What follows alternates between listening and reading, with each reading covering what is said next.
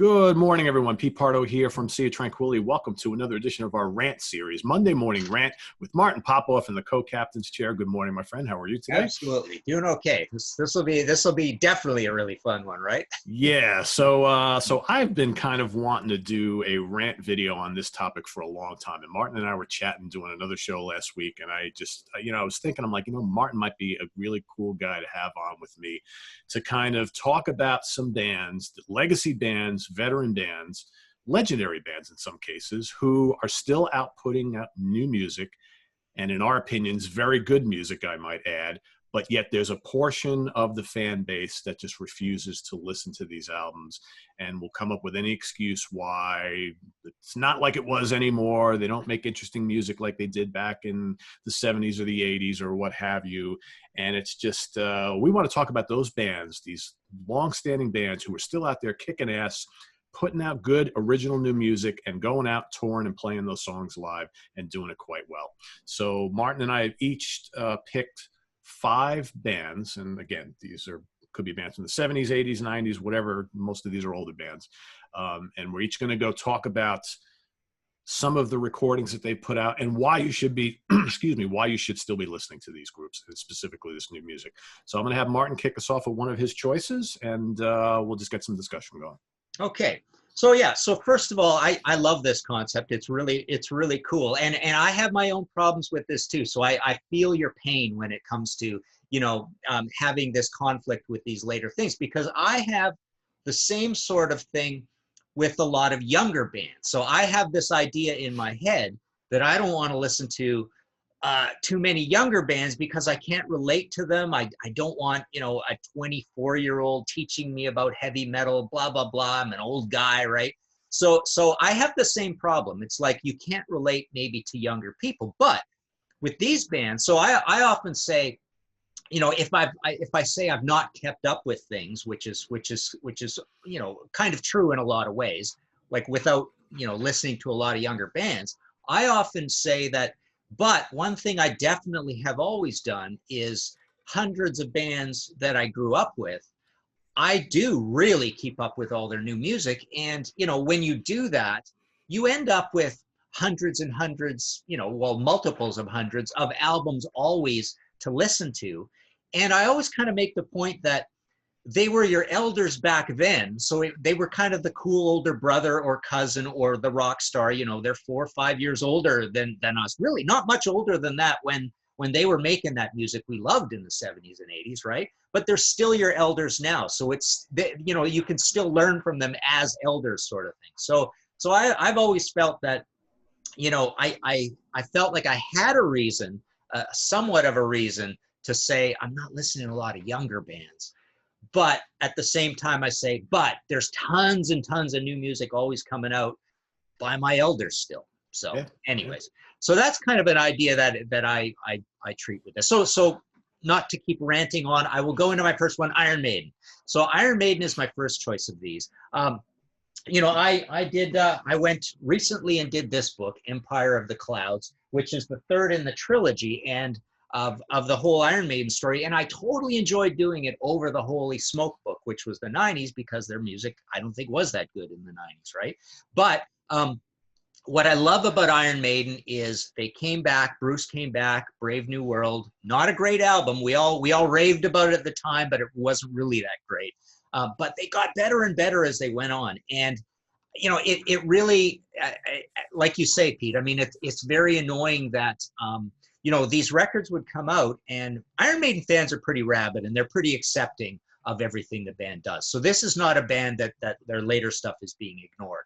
In fact, the band plays a lot of it live, and the fans eat it up and they discuss it. So, kudos to Maiden fans. But they do tend to put down the last two a lot, Final Frontier and Book of Souls, which are actually my favorites. So this is what I love about my relationship with Maiden, is that I probably enjoyed the very last 2 Iron Maiden albums more than the previous bunch, all the way literally back to probably Power Slave, really, because I'm not a big fan of. I like Somewhere in Time, but I'm not a big fan starting there, moving on for quite a while, right? But So there are, I find that the lyrics are really good. Like Bruce is just one of the great unsung lyricists, I Yeah, think. absolutely agree. Yeah, and the singles like El Dorado and Benjamin Brig and Speed of Light, and there's a lot of great music across there. I like a lot of the proggy things. They experiment a fair bit, but they also have their own sound and they stick to their sound. So this is a weird case of a band that has a really singular sound that basically was invented around Peace of Mind and Power Slave, and they've stuck to it. And there's enough going on in the personal dynamics of the sound to keep all this stuff interesting. So love that they kept making lots and lots of records. A lot of fans do like those records, but yeah, I mean, there's still way too much focus on the very early days, literally, you know, Power Slave and back kind of thing. But yeah, so for me, this is one of these bands, even more so because the ones I will probably play for the next 10 years more than anything else are the last two, Final Frontier and Book of Souls. So there you go, Maiden. Yeah, I mean, Maiden's a great choice for this discussion because you're right. The fan base is very rabid for the most part. Mhm. But I mean, I know a lot of guys, I shouldn't just say guys, you know, guys and gals, right, who have listened to Maiden since the beginning and were huge fans throughout the 80s. And then, but they're of this opinion that Maiden's music is completely different nowadays. It's, you know, all these long prog songs and the music is not as catchy anymore and blah, blah, blah, blah, blah. And, you know, they want to go, and when they go see the band live, all they want to hear are those like dozen songs that they've already heard a million times. And they're just like, Maiden's music stopped being really, really good after Seventh Son of a Seventh Son.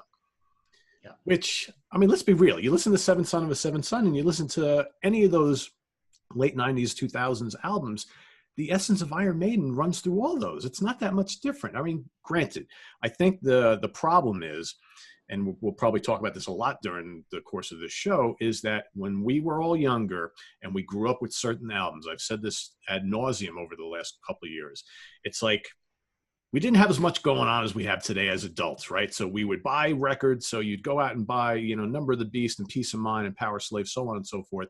And you spent weeks and months and days just constantly listening to these records. You go hang out with the guys, drink beer, go park in the, you know, the dead end street somewhere, listening to these albums, hanging out with your friends. You just, it's all you did. You lived and breathed these records. So they're ingrained in our souls, right? Well, now it's a little bit different now, right? There's music is somewhat disposable. Bands come out with music all the time. And, you know, as now a 40 and a 50-year-old or more, you go and you listen to, you know, Brave New World or any of the more recent, you know, Dance of Death, whatever. And you go, you listen to it. You maybe play it for a couple of months. It goes on the shelf. You moved on to other things. You know, you got kids and jobs and all this stuff to deal with. So you never really had a chance to spend the time with this album that it probably deserved. So all of a sudden we form this opinion in our mind that these albums are not as good as those albums when I was growing up. Yeah. When in actuality, is that really the truth? Mm-hmm. Who knows? I mean, it's up to the individual to decide that. But I just think that people form an opinion that some of these later releases are not as good because we haven't lived with them. Yeah. And I mean, right? I mean, it's like that music back in the 70s and the 80s when we were all younger, that's all we had to worry about is getting to know and love these albums. And they're part of our psyche, right? They're part of our soul, part of our brains forever. And so we automatically, that was great. This is okay. You know, another point to bring up that always comes into these debates when I'm talking with serious music fans about this is there is this attitude that bands make their best music in their 20s when they don't know the rules and they break rules and they think they're great and they think they can, you know, they're not cautious about anything and they're hungry, right? Yes. They don't have any money yet. They're hungry, they're striving, they're ambitious. But on the other hand, you could say, don't we all get better at what we do with age? You would think so, right? You know, that's a sensible answer too, right? Yeah.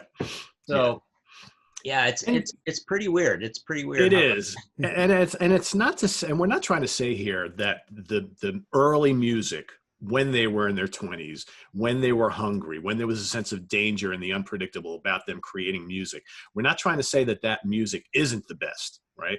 I think here the point is that it's okay to think that, but don't discount the later stuff and automatically assume it's shit just because they're in their 60s or 70s now, right? Because I think a lot of, you know, and you're right. they do get better as you get older, right? A lot of these musicians, they're better musicians. Their songs might be a little more refined, their songwriting skills. So I think, man, I don't know. Let's just go on. Okay. Go ahead. Well, I'm dying to hear your first choice. Let's go. All right. So Uriah Heep is mine. So, okay, cool. And I'm going to tell a little story that I told on a previous show, like probably a couple years ago. Maybe I told it on the History of Uriah Heep show I did, or I don't know, one of those shows. So this is, I believe it was either I think it was the Into the Wild tour. I don't think it was Wake the Sleeper. I don't know. It was either Wake the Sleeper or Into the Wild. So first of all, before I go into this story, so Heep, pretty big band throughout the 70s.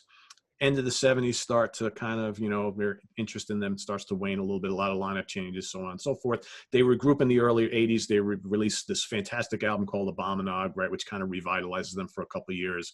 Then a lot of more lineup changes. Then they get a new singer in Bernie Shaw in the late 80s. Phil Lanzon comes in on keyboards. They have been nonstop ever since. They released albums like Sonic Origami and Sea of Light. And then back in the, 2008, Wake the Sleeper, Into the Wild, Outsider, and recently Living the Dream. All fantastic albums that if you're an old school Heep fan who thinks that this band kind of like stopped in the late 70s or after David Byron left, not the case. So back to my story. So I was at a Heep show in New York City. It was at BB King's. Again, this is a while ago, 10, 12 years ago. And, the band is playing all their classics. They're on fire. They're doing, having a great set, and they mixed in probably maybe 3 or 4 tracks from the then new album.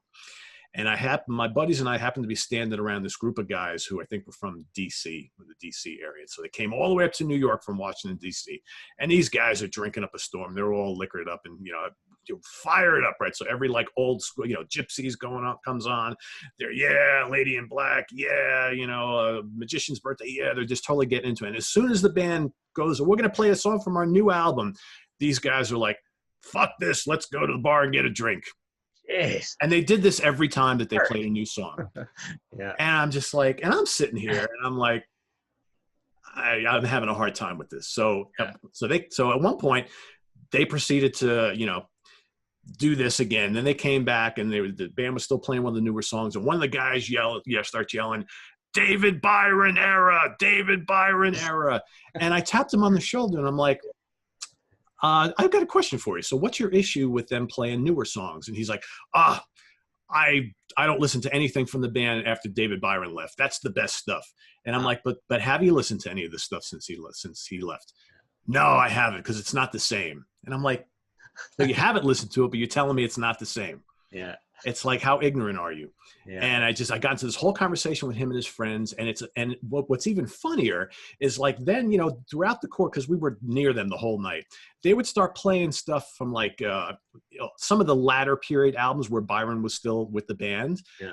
And they're like acting like they never heard these songs before. Yeah. So it's like, so really, you guys really only know about 8 songs from this band. So that's how big of a fan you are, right?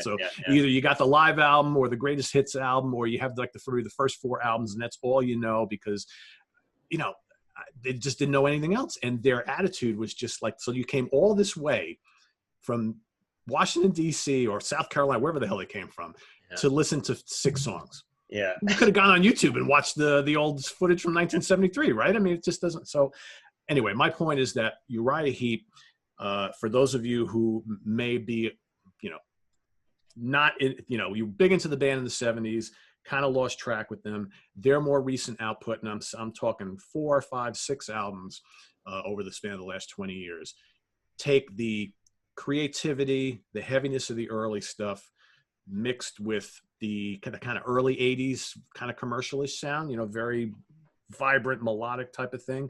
And they're completely kicking ass. I know Mick Boxer's the only original member. That a lot of people have issues with that too. Like, wow, it's like a tribute band now. The essence of Heep, and this lineup has been together a long time. 30 years for Bernie, right? Exactly. Yeah. Bernie and Phil. More than 30. Yeah. 31, 32. Yeah, this is a late. I think it's 88, the live album, and then into Raging Silence or whatever it's called. Yeah. So it's over 30 years. Yeah. And, yeah. just the songs kick ass. So, and I talked to the Heap guys. I talked to Mick about this about a month ago, and I said, do you get frustrated that some folks just don't give the new stuff a chance? And he's like, well, yeah, but we still want to make it. We're still going to play it. It goes over well live, and hopefully people can kind of give it a chance. And I think that's what Martin and I are trying to convey here today. It's like these bands are still putting out fresh, original music that, in my opinion, a lot of these bands we're going to talk about today, this new stuff stacks up right alongside the old stuff. Yeah.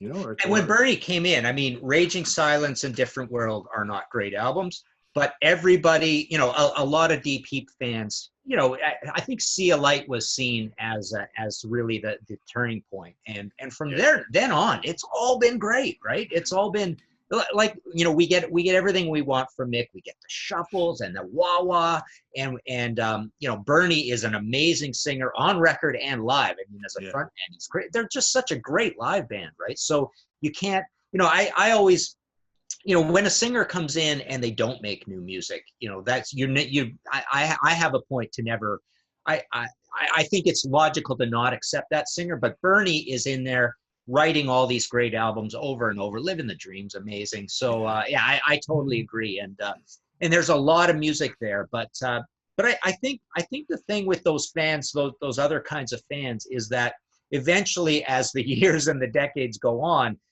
you do discover that there is this pile of music that you haven't spent a lot of time with that is there for the discovery. And Heap's literally one of the greatest examples of a band that belongs in this rant, right? Yeah, absolutely. Yeah. Okay. All right. So you want my next one here? Yep. Okay. So next one, we'll go with. I wasn't doing much show and tell with the Maiden, but I'm going to go with Cheap Trick. There's the We're All Right. What is it? Yeah, it's just We're All Right. Just the other one's got the funny title. There's a special one. Here's the funny title. Bang Zoom Crazy Hello. The latest. And it really all starts with this one. The Cheap Trick self-titled album from 1997, the Red Ant album as they call it. This was incredible. I mean, this is very close to my favorite Cheap Trick album. And this is when they really turned that corner. And the point I want to make about Cheap Trick is they strike me as being in a camp with the likes of Kiss and Heart. Are you talking about either of those, by the way? No. No. Okay. So I'll just say a little bit then. So Kiss and Heart to me are bands that in the Tommy Thayer era, they basically came back and did a little bit of give the people what they want, I think, in terms of just being a good hard rock band that's timeless, that sort of has none of the trappings of any of the eras, things that you could fall into along the way. And they basically sound like a 70s band. Same with Heart. And when I say 70s band, I don't mean old. I do mean timeless, because basically the production values and the songwriting styles are basically not of a time. Like you can have when these bands went into trying to be a hair metal band. You can have these bands when they tried to be a little grungy. You have bands like Wasp and Danzig who tried industrial. You have bands who tried, like Machine Head, who tried new metal along the way. So I think what happens is, and some of these bands are guilty of all these different things along the way. Cheap Trick had their hair metal phase. Kiss had Carnival of Souls. They had their hair metal phase too, right? So I think what happens with some of these bands is they're so great now because, and not every band is in this category, but they're so great now because they are 70s bands who went back to just doing timeless things. They're not doing anything that's along a trend. And Cheap Trick, I feel, falls within that. They're just great songwriters. They've always been great songwriters, but there's no big 80s wet production drums. There's no stupid power ballads like The Flame and stuff like that, right? That period, I hate that period of Cheap Trick. And I don't like Woke Up With a Monster either. I like their kind of poppy period with Next Position Please, and I love all the early stuff. There's 2 or 3 different directions there. The George Martin album's different from, the previous Tom Werman ones, which is previous from the debut, which is very Who-ish, right? But basically, I find a lot to like about all these later albums. Obviously, they lost Bunny Carlos along the way, and Rick's son Dax is in drumming. They've got this Julian Raymond guy in there who's like a producer, but he's also in on the songwriting credits as well. So they're just out there writing great songs, letting their hair down, what left they have of it, Rick, right? All that, right? And just making, again, timeless music. And I don't mean old music, like I say, I mean timeless as in this is just great songwriting using conservative production values, nothing trendy, just writing a bunch of great albums and a lot of music. And I have loads and loads of time for all this modern Cheap Trick stuff. And the thing is, they still sound like Cheap Trick. They're just making Cheap Trick music. And that's, and what's a shame about Cheap Trick is that they do have a lot of great material that's come out over the last, like 30 years, basically. Yeah. But, especially here in the States, you don't see a lot of Cheap Trick headline shows. They're always like warming up a little bit of a bigger band. And so they're only allowed like whatever, 45 minutes to an hour. And they don't play a lot of that newer music live, which is a shame. That's true. You have to get right to it when you're 45 minutes. But they're sandwich band. I mean, it's interesting. And they've got all that side stuff too. They did the Sgt. Pepper cover album and the Christmas stuff, and they've always pulled out interesting covers at times, right, to play. But just a little side note, two of my favorite Rick Nielsen songs are on Rick Derringer's Guitars and Women album, right? Need a Little Girl Like You, and what's the other one called? There's two whompingly heavy songs on that way heavier than anything else on the album, and Rick Nielsen wrote them both, right? There you go. And we know Robin Zander's a songwriter for hire too. But yeah, I just think they're an example of, and another couple bands that kind of fit in this are Lynyrd Skynyrd and Molly Hatchet. And people just freak out when I say like my favorite version of Molly Hatchet is the last 5 albums. It's all the heavy stuff. I love the heavy, efficient, and Lynyrd Skynyrd sounds exactly like Molly Hatchet now. They didn't in the old days, right? Molly Hatchet was a little heavier at least than Lynyrd Skynyrd, but now they sound like they're the identical band, and I love it. That's what I want out of them. I want guitars with power chords, and both of those bands deliver that now. So they're kind of delivering. I don't know. They're delivering a heavy version of their old stuff. And so that's really bad for the RANT thing, because obviously talk about modern day Lynyrd Skynyrd and modern day Molly Hatchet are just universally reviled compared to the classic stuff, right? I know. And you know what? I have long said how much I love those Molly Hatchet albums, and I think what they probably should have done in the grand scheme of things is change the name, because those are terrific modern Southern rock records, and they are heavy, and they are littered with screaming guitars, which is basically the formula that everybody loves about Molly Hatchet anyway, right? Yeah. But the fact that there's no little or none of the surviving members in the band, that they continue to put out albums as Molly Hatchet, I think is what disturbed people more than anything else. Because I know plenty of people who always say that, but yet haven't listened to any of those records, and they're all really good. And it's Bobby Ingram doing this, and it's great. And it's, I celebrate Bobby, but Bobby also was guilty of that big Southern rock thing that a lot of the bands did. And they went really kind of like corporate hair metal in around 1983 to 1987. And Bobby was in like a dirty shirt doing that too at the time. Yeah. So those albums that I hate of Molly Hatchet the most are Bobby's, but the ones I love the most are also Bobby's. Yeah, those couple of records you're talking about in the early mid-'80s, those are awful. Really bad, really bad. But I like the Skynyrd stuff that they did in the 90s and the 2000s. Is it those classic first few? No, but I still think they're really good. So, all right, my next choice, we're going to kind of switch gears a little bit, going to go into the thrash metal world. The next 2 bands I'm going to talk about are arguably 2 of the greatest thrash bands on the planet, who have been consistently just killing it, album after album after album. Testament's the first one I'm going to talk about. So Testament were always one of those, they were never part of the, the big 4, so to speak. People talk about thrash in the 80s. It's, Metallica, Megadeth, Anthrax, and Slayer. That's like the big bands. And bands like Exodus and Testament and Creator and Destruction and all those kind of sit on the periphery. For my money, those early Testament albums are just as strong as some of the other bands. I love those Testament albums. And then, you know, they kind of like went through that almost kind of like weird, like death metal period there for a while, where Chuck was doing this kind of like growling vocals and the band was like, you know, getting a little more extreme. And I like that stuff too. But I think when they came back, you know, Alex Skolnick came back in the band, and they released like, you know, the Formation of Damnation and Brotherhood of the Snake and Dark Roots of the Earth, and more importantly, their Titans of Creation, which is the brand new one, which is one of my favorite metal albums of 2020 so far. The music is just of such high quality. It's arguably the best music that they've created in their career so far.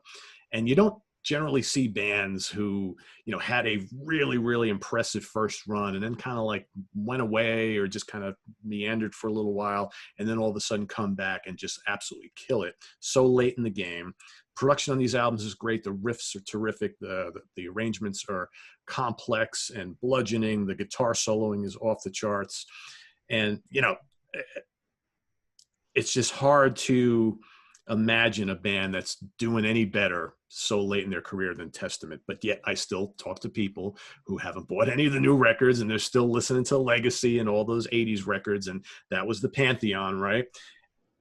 But this new stuff is just so good. So good. And the band is playing better than ever live. So, you know, when you have so many people complaining about how much Metallica sucks these days, or they're questioning the stuff that you know, Megadeth is putting out, and you know, Slayer obviously is on the long road to retirement now, and Anthrax been kind of hit or miss. For my money, Testament has been the most consistent thrash band of the last decade and a half, and they've got arguably the best lineup of their career. It's like a super group. You got Skolnick and Peterson and Chuck Billy, Steve DiGiorgio and Gene Hoglan, probably some of the best players in metal, all together in one band, and just absolutely terrific. I can't say enough about what Testament's been doing since you know, since Alex came back in the band and the Formation of Damnation album came out. Just one killer album after another. Cool. Okay. Well, I'm going to chime in more so on your next one on this thrash thing. So I'm just going to actually move on, and then I'll compare when we get to that. So I'll give you my next one here. My next one is Motorhead. Here's a little modern Motorhead for you. So there's some Hammered, and there's some We Are Motorhead, and there's some Overnight Sensation, Kiss of Death, Sacrifice, Snakebite Love. There's a lot of them, aren't there? Oh yeah. Inferno, and The World Is Yours. Basically, Motorhead, another interesting situation where I think, again, long standing lineup. I mean, I know so many people. I mean, I wrote a book obviously on just the original Motorhead called Beer Drinkers and Hellraisers, The Rise of Motorhead. And I know that there's a lot of people who just like see that early stuff as sacred, and you know, are not into the later era. You know, Robbo was a disaster apparently. I love that album. I did too. But you know, Phil Campbell is the and Mickey D for that matter are the Bernie Shaw of Motorhead, right? Yeah. Essentially, you know, Phil is so important, you know, doing a lot of that writing. I mean, most of the music writing in this band. They made lots and lots of records, but again, just like Bruce Dickinson and Iron Maiden, Lemmy's a little more, you know, renowned for his lyrics than Bruce, but both of them should be much more renowned for their lyrics. I think Lemmy's lyrics just got better all the time. And, you know, the production, I made a couple of notes. I mean, there was, as I think with Motorhead, it starts with, you know, this renaissance of how great they are starts with Bastards, and then moves on because, you know, those we did a Contrarians episode on that, you know, ill-fated Sony period when Lemmy first moves to LA. But, you know, all of that stuff, you've got Howard Benson doing the, you know, the early productions, and they sound good to me. Sacrifice, Overnight Sensation, Snakebite Love. But they standardized on Cameron Webb for Inferno, Kiss of Death, Motorizer, World Is Yours, Aftershock, Bad Magic. So that's like six with one producer. So, you know, that does wear on people too, right? I mean, what happens with some of these bands, and I think Heap is a little guilty of this too, that those records all sound amazing, but it does get hard to kind of pick them apart after a while because, or tell them apart after a while because there's not there is a lack in when these bands make lots and lots of records in the modern days, and you are older and you're not breaking the rules very much, that you don't have a clear concept for a record that is very different from the clear concept of your next record. And Motorhead is guilty of that for sure, because, you know, as much as I love all of these songs and I play these records a lot, I rarely can like sort out which songs are on which albums. Yeah, absolutely. That's the problem, right? Yeah. And when they're all produced by Cameron Webb, and the band is really super efficient and tight, and you know, and there's, you know, there is the problem with, you know, you're checking off the boxes a little bit. You got the fast ones, you got the slow ones, the experimental ones, you got the groovy ones, you got a little bit of boogie, right? You got the ballad or whatever, right? So, you know, still, I just think, you know, I often have this argument with people that say, if you took a song off of one of these later albums and just parachuted it onto Bomber, for example, you'd probably think it was the best song on the album. But that's sacrilege, right? Because it's only Fast Eddie and Filthy Phil lineup that matters, right? So yeah, it's too bad. But I mean, you know, over the years, and again, Motorhead's one of these where there is that big guilty thing about, you know, certainly in a live situation, because Motorhead has a massive cult audience, but they are just loving the old stuff, and yeah, they're always going to be a little bit who cares. But, and I've told you this story many times, but Lemmy would really get his back up if you started romanticizing the early stuff, because Lemmy was a big champion of the later lineup. He loved the later stuff way more than the older stuff. He truly did believe in his heart that what he was doing in later years was better than the early stuff. He wasn't just saying it. And there's a lot of credence to that. I think, yeah, tons and tons of, you know, all the Motorhead I'm probably going to listen to for the rest of my life is from the last 10 albums. There you go. Yeah, I mean, most of us, you know, grew up on those early albums with that classic lineup, and I don't think anybody's ever going to discredit how great those albums are. And I think for me, like being a Motorhead fan all these years, and they've been like this from the beginning, they pumped out a lot of albums almost yearly. So it's almost like, especially during like the 90s and the early 2000s, I kind of like couldn't get used to a new Motorhead album before the next one already came out. I know. And it was almost like oversaturation for a while there. Yeah. And even like I did like a Motorhead ranking the album show, and it's just like, there's so many of them. And like, you're right. A lot of the latter period ones, they're all great, but it's hard to distinguish one from the other. They're all like really solid. And I just have to wonder how many people kind of felt the same way. It's like, oh my God, I can't keep up with the Motorhead albums. I'll just keep going back to the early ones, right? Because those are the ones I really know the best. But a lot of those really latter period ones are very good. Yeah. Just maybe they come out too fast. I don't know, but it's a really good choice. And the sad thing is, it's like now we're not going to get any more. Yeah. So, and there's no way that to get around that. So, all right, let's stick on the heavy stuff. So, Overkill next. So that little band from New Jersey, who, again, one of those groups on the periphery of the big four back in the 80s and early 90s. I mean, Taking Over, Feel the Fire. I love those records. Those are killer Overkill records. I lost touch with them a little bit through like the latter part of the 90s, but as soon as the 2000s hit, they started coming back and, you know, releasing again fairly frequently. They've got a lot of records under their belt, but, you know, Ironbound and The Grinding Wheel, and the most recent Wings of War, which was one of my favorites of 2019. I think these records are some of the best that they've ever done, and I think stack up pretty highly with those 80s albums and the early 90s albums. Because for me, I think after Horoscope, I think some of those albums are kind of like sort of forgettable, and then they just got a kick in the pants and have come back, and they're just with a vengeance. And for my money, the reason I picked these two bands, I think Testament and Overkill are the best thrash bands going today. Or not. Okay. Yeah. And I can listen to these albums over and over again. They're so powerful. They're kind of catchy in a weird way. Yeah. And, you know, Blitz's vocals are great. The chugging guitars and the shredding solos. And I love these latter period albums. And I don't understand how people could not give these a try.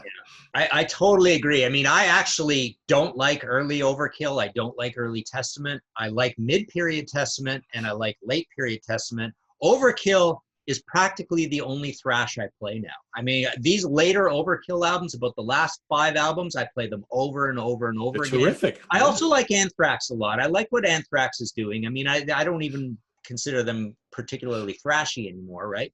And Slayer, I'm off Slayer. And I thought Metallica did good with those later albums, but I don't play them because there's just so much baggage and so much they're so famous or something. There's something that distracts me every time I listen to a Metallica album. It's almost like I'm reading a textbook or something. It's really weird. But I think Metallica did a good job, and Anthrax did a better job, and Overkill by far did the best job. I mean, like I say, when I listen to thrash, it's Overkill. That's all it is. I just play those all the time. And I like Blitz is just a consummate metalhead, and same with Dee Dee, right? I mean, they know their stuff. They go back to the early 80s, and they're a punk band practically when they come out, right? And it's really cool that they're from the East, so they've got that New York urban vibe to them as well. The productions are amazing. And yeah, Blitz, just as a vocalist, he's got so much going on, but yeah, out of every thrash band going for about the last 7 or 8 years, it's like 100% Overkill. That's all I play. Yeah. I tell anybody who hasn't heard any of the recent Overkill output, listen to Believe in the Fight from this album here. Absolutely amazing. It's one of my favorite songs of the last like 5 years. It's just so good. So yeah, tremendous band. And they still absolutely crush it live. Yeah. Big time. Okay, cool. All right. So my number 2 choice is this band here, Deep Purple. It all starts with Perpendicular, what we're going to talk about today. And my favorite of the Steve catalog, Abandon. And we got some later ones here. The Bob Ezrin trilogy with Whoosh and Now What and what's its name, Infinite, right? Yeah, there we go. So so Deep Purple, again, this is one where, there's a lot of bad blood and a lot of drama and all the different eras. There's psychedelic Deep Purple, there's Mark II Deep Purple, there's Tommy Bolin Deep Purple, and there's the funky in the middle stuff. There's the reunion of Mark II Deep Purple, which I love. I love Perfect Strangers. We did a Contrarians episode where I actually picked Perfect Strangers as my favorite Deep Purple album of all time, which causes a little, people go, how dare you? It's in rock, it's Machine Head, whatever, right? But it's what you get the most out of, like in your heart, like what do you actually play all the time, and what do you keep, hearing things that keep interesting you, right?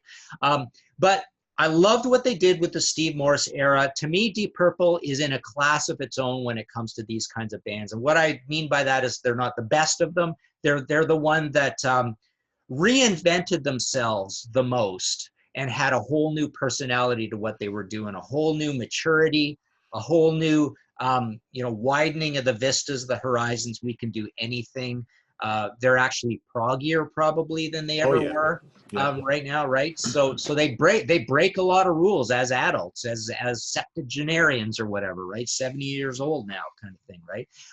The Whoosh album, generally people are loving it. I've seen a few negative things saying it's a little too relaxed, it's a little too pillowy and soft, and perhaps it's a little bit too similar to the other 2 Bob Ezrin produced albums. But in between there, they had the Michael Bradford albums, Rapture of the Deep and Bananas, which I think are great albums as well. And like I say, I mean, I think most fans, have eventually grit their teeth and come around to Perpendicular, at least. They do like that. Steve Morse does cause a lot of problems, though, live. I mean, he does tick people off with being too non-metal live when he's playing old Richie riffs and things like that. So he does annoy people somewhat. Ian is losing his voice, so he annoys people somewhat too. So there are things that people don't like about the modern Deep Purple that has some credence to it. But when it comes to the maturity of the lyrics and the songwriting and the productions and how much heft and substance you get on these records, I think literally the greatest run of Deep Purple albums is all of the Steve Morse albums. I mean, I think they've done so much more to establish a creative legacy from 96 to today, to literally this year, across whatever that is, 8, 9 albums or something. It's incredible. So yeah, so I I was going in intensity of how much I wanted to rant going forward. So I still have one band I believe in even more, but Deep Purple is my number 2 of all these. I just think it's fantastic. Again, most of what I'm going to listen to probably for the rest of my life is the Steve Morse albums and keep discovering new things. Yeah, you know, and when we were plotting this episode, I originally picked Deep Purple, but I offered to give it to Martin because I didn't want to steal both Purple and Heat because they're so similar in what we're going to talk about. But I figured we need to talk about this band because that we both feel very strongly about it. Yeah, I mean, and when you look at it, this is what, Mark? God, 5, 6. I lost track. I don't even know. It could be 6. It could be 7 if you. It could be 7 because now we got Airy in the band, right? Yeah. So whatever it is. Joe Satriani, Don Airy, Joe Lynn Turner. Right? Yeah, Richie exactly. Coming back. So that's Mark II. They did Mark II 3 times, right? Yes, they did.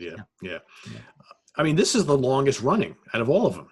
Yeah. And what I don't understand for the people who won't give this era a chance is that, well, you gave Mark I a chance, and that was very different. You gave Mark II a chance, and obviously you love that. Mark III was different than Mark II and Mark I. You gave that a chance. You love that. You gave the Tommy Bolin. Well, Tommy Bolin was in and out so quickly. I don't know if that really You know what, Pete? Does any Mark besides this one go longer than 3 years? I don't think it does. Not really. No. With it coming back and forth. And this is the longest running. Yeah. So is it just because Richie's not there anymore? Is that like the sticking point here? Oh, yeah. I mean, it's got to be, right? Yeah. It's got to be. I don't understand it. And I keep telling people it's like, because a lot of the people who complain that Richie's not in the band anymore, the band's not the same anymore, haven't listened a lick to Blackmore's Night. Because if they heard what Richie's been playing for the last almost 30 years, they would know why Richie is not in Deep Purple anymore. He doesn't want to play this sort of thing. He's not interested. Him and Gillan don't like each other. It doesn't work anymore. The band is happy with Steve Morse. I love Steve Morse. He's one of my favorite players ever. Blackmore's my favorite guitar player of all time. But they're so different. But you know what? Steve fits the attitude and the place where the band is at right now. And he has for a long 20 some odd years now. And is it a mature Deep Purple? Is it a more refined Deep Purple? Is it a less heavy Deep Purple? Yeah. But does that make it bad to discount it just because? Yeah. I think that's the issue that comes up with Purple, because there's a lot of people who just refuse to even listen to this or any, and let's be frank, Perpendicular is terrific. Abandon is terrific. All these albums are really, really strong. And I'm perplexed. And, and I see it all the time from people. It's like, I've been a Purple fan for 50 years, but I can't listen to this version of Purple. Yeah. Why? Why not? Yeah.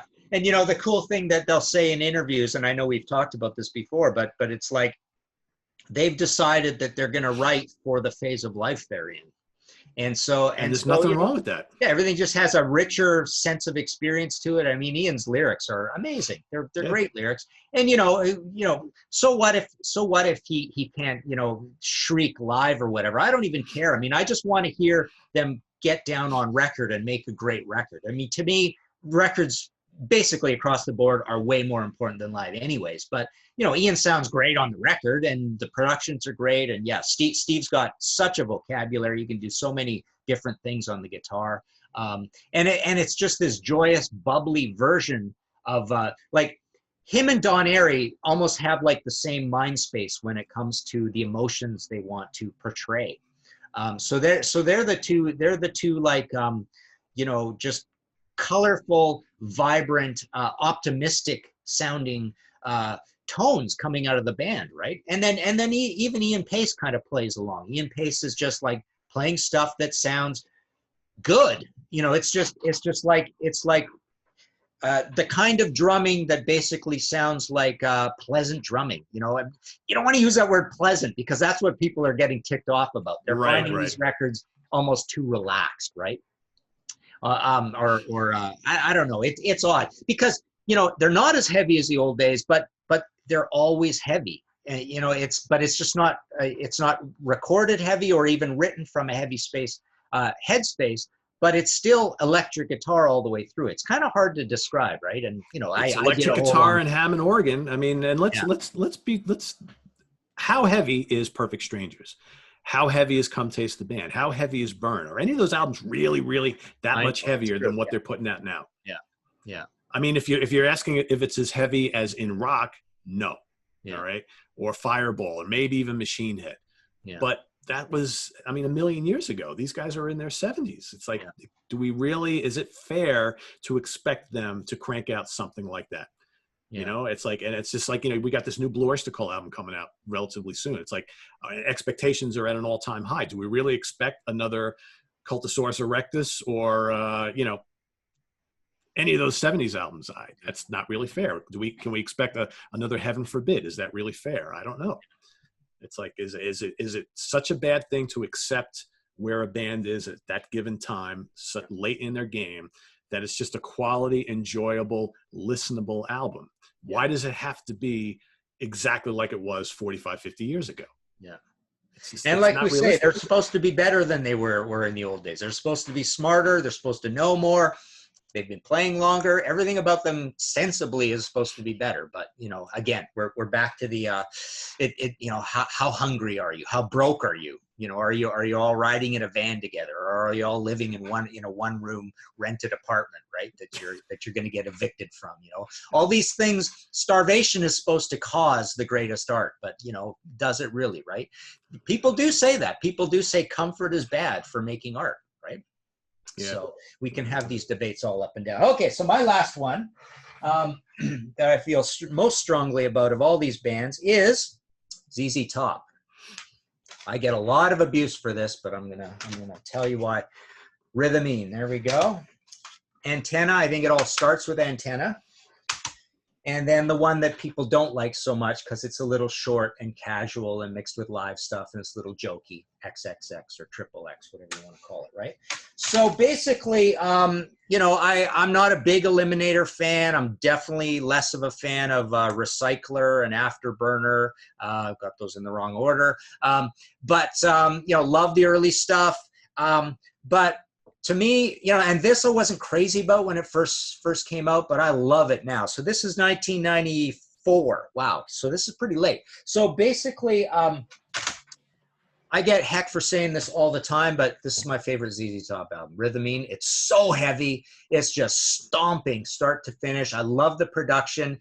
And I'm going to say something that's very uncomfortable to say, but I keep forgetting the exact story, but I know on this one for sure this is not Frank Beard drumming, it's Greg Morrow. And Greg Morrow is the guy who's on both of Billy's solo albums. And I can't remember, I know the story and then I keep forgetting, but I can't remember which albums Frank is actually drumming on. I don't believe it's Frank on Mescalero, but don't quote me on that.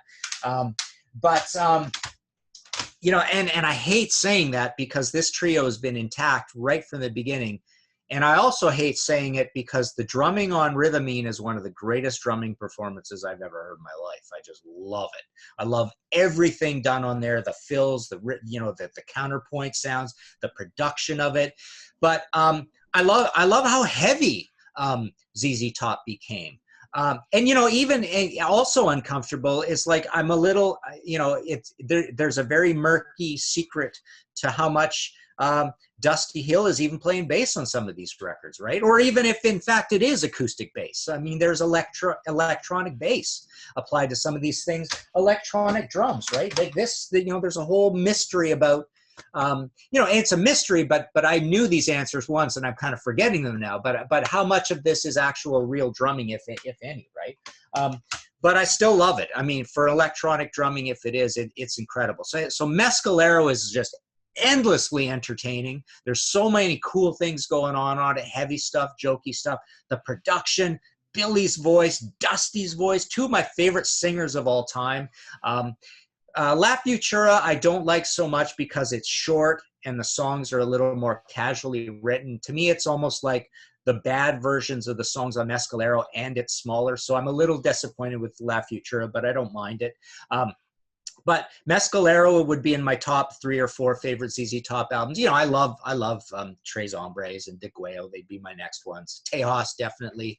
Tejas is really up there close with Rhythmine. But yeah, so this is a great one for the rant thing because later periods ZZ Top is totally ignored.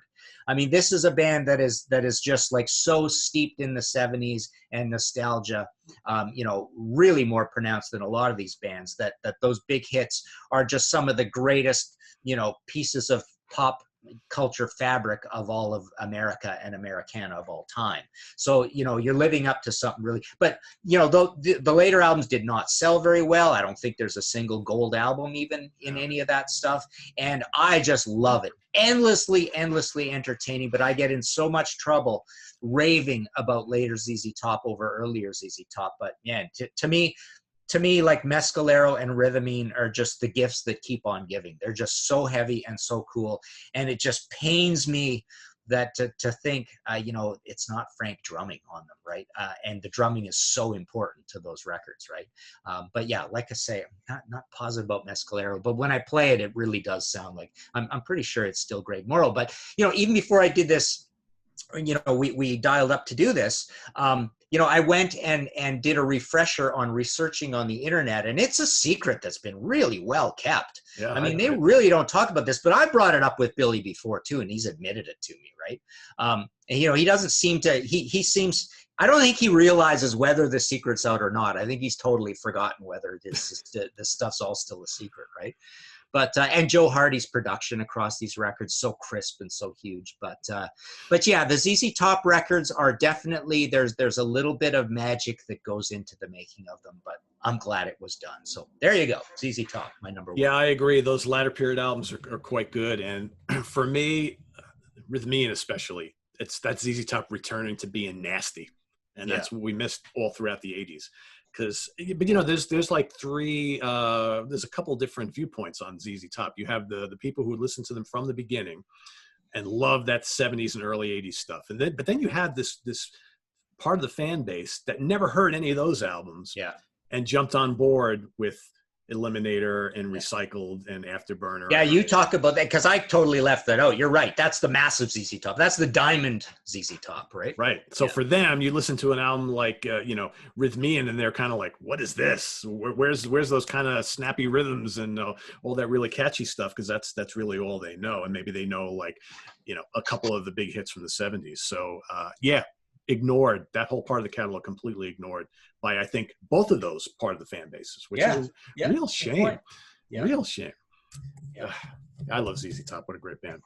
All right, I think, you know, we got so busy talking about Deep Purple that I never even talked about my number 2 selection. So I'll buzz through them real quick. Okay. And I knew that was going to happen too. It's like we both had Deep Purple as a choice. So Saxon is my other choice, my second choice. And I think Saxon's, again, one of these new wave of British heavy metal bands that just have been keeping on all these years. You know, a lot of people talk about, you know, the bands that kind of helped spearhead that movement, you know, Def Leppard and Saxon, we know all the other Diamond Head and so on and so forth. But man, Saxon has been consistently grinding out great albums for a long time. And I think like their last, I don't know, 8-10 releases that they put out have just been terrific. You know, you got Thunderbolt and Battering Ram. I mean, these albums just absolutely kill. Sacrifice, Inner Sanctum, Lionheart. I mean, just all throughout the 90s and the 2000s, one after another, just great British heavy metal, just melodic enough, quite heavy. I mean, you know, you could arguably say some of the production is a little too samey to a lot of the other bands that are, you know, like, I think we talked about it last week, you know, Saxon and Priest have that kind of Andy, except they'll have that Andy Sneap sound, right? And I get that, but still some great songs and great playing, and I love listening to new Saxon stuff. But my last choice, and I've talked about them a lot on the channel here in recent years, is Kansas. So, you know, for a lot of people, Steve Walsh retires from the band. For a lot of people, they have a hard time accepting Kansas as a viable band anymore without Steve. And I can see that, because Steve is a legendary singer, and I get that. They did all those great albums with him, obviously, as well with Kerry Livgren and Robbie Steinhardt on violin, and you know, now those three are no longer in the band. I get that, but you still got Rich Williams on guitar, Phil Ehart on drums, founding members, but you know, they bring in this guy named Ronnie Platt to fill in the vocal slot. He was in Shooting Star for a brief period. Fine singer, knows all the songs, big prog fan. He fits right in. They released The Prelude Implicit a couple of years ago. Fantastic album. And then The Absence of Presence just came out recently, which I think is even better. And, you know, all I can say, and I've said it before, to the people who have a hard time accepting Kansas without Steve Walsh, we love Steve. He's a legend, right? But Steve has not been able to sing like Steve since like the mid 90s. And the fact of the matter is that, and I saw them live a bunch of times throughout this period, the fact of the matter is the band goes out on tour. They don't release hardly any new music, right? They go out on tour. They play the same 10, 12 songs over and over and over again because Steve really can't sing a lot of these songs, a lot of the older tracks anymore. And I think that's a shame. So Kansas kind of became this nostalgia act, right? They go out on tour every year, play the hits, and see you later. Well, now they're actually going into the studio. They've released 2 fantastic newer albums that capture the spirit of what Kansas is all about. But more importantly, they can go out on tour, and Ronnie can sing now all those other classic tunes, all of those deeper cuts that the fans haven't heard live in a million years, and he can do them justice. And the band sounds, it's kind of like the Deep Purple thing all over again. It's like a couple new members, all right, who have reinvigorated the band. You got Tom Brislin on keyboards, who's played with Camel and Yes and Renaissance, and he's just doing a fine job. He's helping write. You got the band is just capturing the essence of Kansas. They sound like they're having fun. I've seen them live a few times with this lineup. It's just absolutely terrific. They can now play like an hour and a half, 2-hour set filled with all these great deep cuts, you know, these really beloved songs that the band hasn't played live in 25 years, right? So all I ask is that people give Kansas and these new albums a shot because, yeah, we love Steve Walsh. Nobody is trying to take anything away from his legacy, but they couldn't continue on with him anymore, and he knew it. And so there you have it. Wicked. Yeah. Very cool. So they kind of fit in the same category as a Heart and a Cheap Trick and even a Kiss, dare I say. Yeah. That basically, you know, they're going back to the timeless period again, where there was no, you weren't trying to do a certain kind of music because it was trendy. It was just what you feel in your being and in your essence, rather than, you know, the poppy Kansas of the you know, the early 80s with Drastic Measures and stuff like that, right? So there's things there, you do things like we were saying, like these bands do little things along the way to react to the industry. Well, now they're just reacting to like, hey, I'm doing what I originally loved to begin with. Yeah, and it's just interesting though, because like now they're getting back to playing music like this is back to the style that made us famous back in the old days, because this is what everybody's been asking for forever. Yeah. I mean, I look at Yes, for example, an opposite end of the spectrum here. So Yes has been putting out albums fairly consistently every, you know, 3, 4, 5 years for the last 20 years that sound nothing like the Yes of old, right? And the fans just want classic sounding Yes music, and for some reason they just can't seem to dial it up to do it. Because I, for the life of me, have tried to get into all these Yes albums, you know, The Ladder and all these other albums that have come out, Open Your Eyes and so on and so forth, and you hear little fleeting moments, but for the most part just forgettable music, right? And it's got a lot of the classic members in the band. So here you got Kansas, who are going back to the well and saying, all right, we're going to try and put out an album that sounds like classic Kansas because that's what the fans want. They deliver it, but then you have a portion of the fan base. It's like, yeah, this sounds pretty good, but Steve's not there. Kerry's not there. So it's like, even though it sounds like classic Kansas, because it's not the original guys anymore, I can't accept it. Yeah. Interesting. It's like, you can't win, right? You can't win. Yeah. Yeah. Well, hopefully we've done some good championing of these later albums, and I mean, that's a lot of bands. We went through 10 bands, right? 10 bands. We could have done more. I mean, I had as an honorable mention Wishbone Ash, which I think has done some fine latter period stuff. Before, when we were plotting this episode, both of us thought about Judas Priest. But, you know, if you look at all their latter period stuff, you got a couple clunkers there, as great as Firepower, and I love Redeemer of Souls. But, you know, that, Nostradamus, I was going to say the album that shall be nameless, I think is absolutely horrible. But, you know, whatever. It's and I thought Accept kind of fits in the same category as Saxon. And also there's one that's rejuvenated by a great new lead singer and frontman. And they've been making these great albums with Mark Ternillo. Yeah, Accept would have been, that would have been another choice. I love those Accept albums. Yeah. As kind of similar, I mean, they all kind of sound very similar. They have this very similar production value, and they all, you know, Accept is probably going to fall into the into the category of they keep cranking out albums. It's like you're going to be like, all right, so yeah, that's a great song. I don't remember what album is that from, because all the albums are interchangeable. And the album cover is the same. Yeah, exactly. Yeah, exactly. But they're all great, right? It's all really good stuff. Yeah. So cool. All right. Well, there you have it. An hour with Popoff and Pardo talking about old bands that still kick ass. So curious to see what everybody's thoughts are in the comments below. I know we're going to get some folks who agree with us and some who don't, and that's okay, because we all kind of look at this stuff differently. And I think this was just a good excuse to talk about some cool bands that we love for an hour. So if nothing else, right? Yeah. So, Wicked. Yeah. All right. So Martin, you got anything to plug? Any new things coming out imminently? Not particularly. I mean, that Thin Lizzy is coming, but right now, just all my books are listed at martinpopoff.com, and there are PayPal buttons. I sign them all, send them out of the office. But yeah, Priest, Maiden, Saxon, Merciful Fate, that Bluish to Called hardcover. And then, catalog goes back, but there's a lot of things that are out of print. They come into print, they go out of print. But nothing for a little while. The next big one's going to be Anthem, Rush in the 80s. Cool. Looking forward to that. That should be great. So visit us on the web at www.seatranquility.org. We're on Facebook. We're on Twitter. Of course, we're here on YouTube all the damn time. Stay tuned for more programming this week. A lot of good stuff coming up. And Martin will be back in the near future.